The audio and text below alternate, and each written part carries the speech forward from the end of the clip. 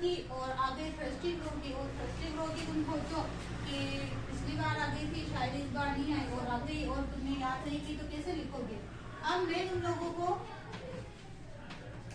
Thirsty grow, ठीक है, इस स्टोरी को हमें लिखना है माना, ठीक है। अब ये स्टोरी तुमने हिंदी में बहुत बार सुनी है कि एक बार एक कौवा था।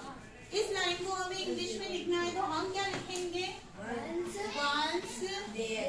upon a time। देखो हमें क्या नंबर अच्छे चाहिए, नंबर अच्छे चाहिए तो हमें 6-7 नंबर में अच्छी, जितनी बड़ी हो सके उतनी अच्छी स्टोरी लिखेंगे तो ज्यादा नंबर मिलेंगे। अगर मैं one there was a crow इतना सा लिख दूं तो 4 लाइनों में एक सेंटेंस खत्म, ठीक है। अगर मैं थोड़ा सा बड़ा चढ़ा के लिखूं वंस अपॉन ए टाइम, फिर मैं लिखूं देयर वाज ए क्रो, इतना लिखो तो देखो इतनी लाइन भरी है मेरी, है ना। अगर मैं छोटा भी लिखती तो one there was a crow, इतना सा मैं आधी लाइन में एक सेंटेंस कर, ठीक है। एक बार एक कौवा था, वह बहुत प्यासा था, इसकी इंग्लिश चाहिए। हाँ, अब वह बहुत प्यासा था, यानी वह के लिए हम, अब जैसे हमने फॉक्स के लिए ईट लिखा, तो जो भी छोटे जानवर होते हैं उनके लिए वैसे ईट ही लिखते हैं, लेकिन जैसे एलिफेंट वाली स्टोरी में हम देखते हैं कि एलिफेंट के लिए हम ये लिखते हैं, बड़ा जानवर है, तो यहाँ क्रो छोटा है, क्रो के लिए हम ईट लिखेंगे। तो मैं क्या लिखूंगी?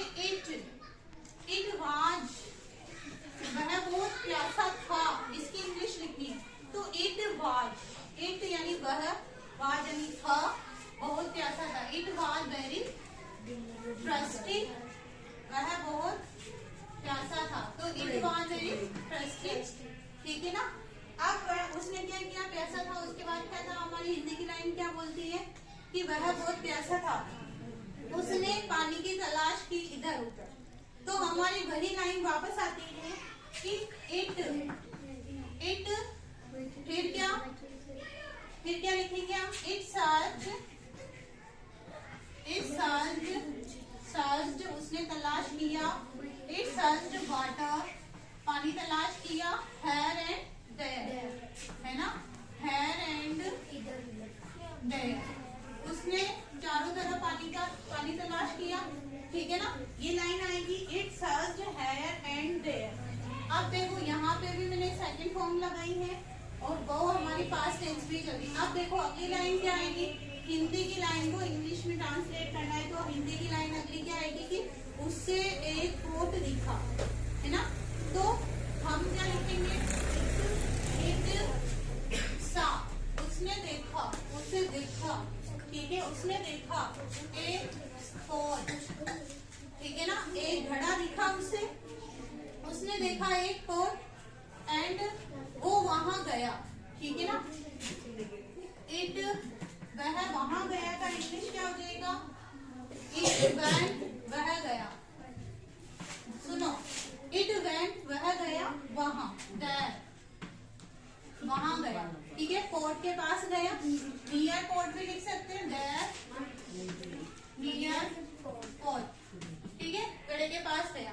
फिर उसने देखा, उसमें तो पानी थोड़ा सा ही है ना, पानी बिल्कुल थोड़ा सा है, तो उसने देखा, हम पहले ये लिखेंगे, तो इट सा, उसने देखा ए लिटिल वाटर, थोड़ा सा पानी, a little water in pot, ठीक है, इन पॉट भी लिख सकते हैं या इन इट भी लिख सकते हैं। तो उसने घड़े में क्या देखा? थोड़ा सा पानी देखा था और वो पानी उसकी चोंच तक नहीं आ रहा था, तो इसकी इंग्लिश कैसे लिखेंगे हम कि वो पानी उसकी चोंच तक नहीं आ रहा था, या वह अब उस पानी तक अपनी चोंच नहीं पहुंचा पा रहा था। तो he could not, वह नहीं प्राप्त, he could not get, वह प्राप्त नहीं कर सकता था, could not get the water,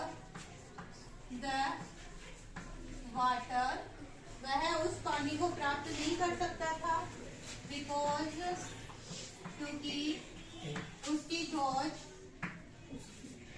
it's because it's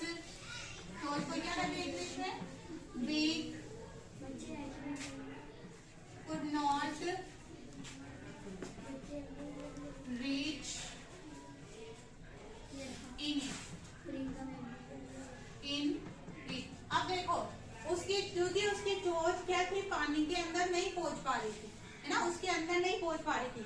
it could not gate, वह प्राप्त नहीं कर सकता था द वाटर, वह पानी, क्योंकि बिकॉज, क्योंकि इट्स बी, उसकी जो चोंच है, कुड नॉट रीच, वह नहीं पहुंच पा रही थी इन इट, उसके अंदर, है ना। अब उसने पास में पड़े हुए पत्थर के टुकड़े देखे, तो हम क्या लिखेंगे, इट सा, उसने देखे।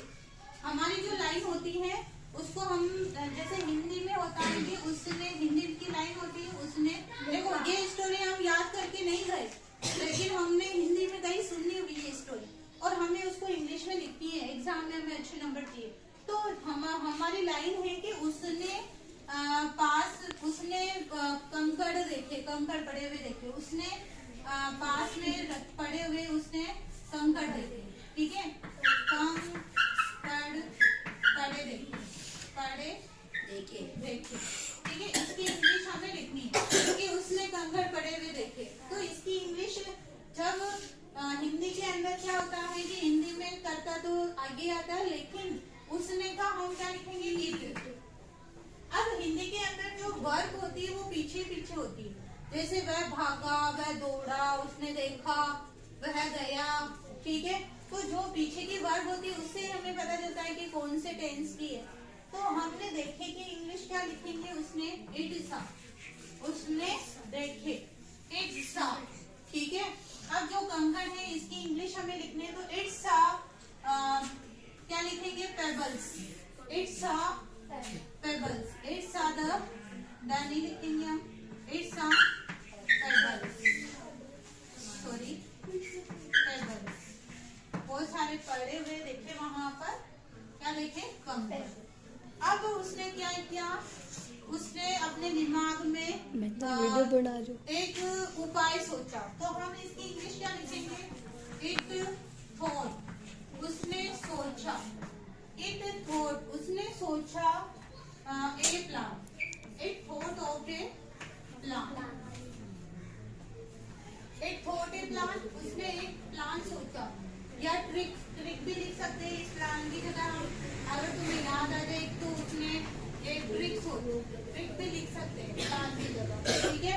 He thought of a tree या he thought a plan, उसने प्लान सोचा और क्या किया कि वो कंकड़ उठाए और किसमें डालना शुरू कर दिया, घड़े में। तो हम इसको क्या लिखेंगे, इट, घड़े में डालने को बोलते हैं ड्रॉप्ड, ठीक है। इट ड्रॉप्ड, उसने डाले द पेबल्स, किसमें डाले, घड़े में। It dropped the pebbles into the pot, ठीक है। अब उसने, देखो मैंने यहाँ इनटू 2 लगाया क्योंकि वो डाल रहा है, ठीक है, इसीलिए इनटू द पॉट। अब क्या हुआ, वो डाल दिए तो पानी क्या हुआ, उबल आया। तो हम इसको क्या लिखेंगे, द वाटर कैम, आ गया ऊपर, पानी ऊपर आ गया, द वाटर कैम आ गया ऊपर, कैम अप। एंड हम क्या लिखेंगे, द क्रो, उसने पानी पी लिया, द क्रो क्या लिखेंगे, बताओ, द क्रो वाटर, कौवे ने पानी प्राप्त किया, या हम टुक भी लिख सकते हैं कि पानी पी लिया, या ड्रिंक भी लिख सकते हैं, है ना, ड्रिंक, हाँ। तो the crow got the water and, आगे हम लिखेंगे एंड, तो यहाँ लिख दिया, and the crow got the water, it was happy, वह खुश हो गया, एंड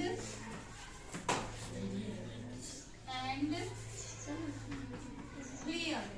अब मैंने यहाँ पे, हमने बॉक्स वाले में रन अवे लिखा था, वेंट अवे लिखा था, लेकिन कवा तो उड़ गया, तो वह उड़ गया, फ्लाई, ये सेकंड फॉर्म होती है फ्लाई, है ना। तो ये तुम्हें ध्यान रखना। अब इस स्टोरी को हमने याद नहीं किया था, हम तो दूसरी स्टोरी याद करके गए थे, लेकिन एग्जाम में अगर ये आ गई, मान लो अगर तुम जो स्टोरी याद करके गए वो वो स्टोरी एग्जाम में नहीं आती, कोई दूसरी स्टोरी आ जाती है, तो तुम्हें सिर्फ और सिर्फ क्या याद होनी चाहिए, कुछ मीनिंग देख लिया करो कि इसका मीनिंग है। जैसे सोच को बी कहते हैं, आइडिया को सोचने को थॉट कहते हैं, थॉट ऑफ ए प्लान, उसने सोचा एक प्लान, तो कुछ मीनिंग तुम्हें याद होंगे तो आराम से, अगर तुम्हें टेंस याद है तो उसके अकॉर्डिंग तुम कोई सी भी स्टोरी लिख सकते हो, पैराग्राफ लिख सकते हो। ठीक है ना। अब तुम्हें स्टोरियाँ कोई सी भी याद नहीं करनी है, हिंदी के अंदर उनकी लाइन लिख के फिर उनकी इंग्लिश खुद बनाया करो। अपने आप 2-3 स्टोरियाँ लिखोगे, बनाओगे, अपने आप तुम लोग स्टोरी इंग्लिश के अंदर कोई सा भी क्वेश्चन हो अपने आप लिखना सीख जाओ।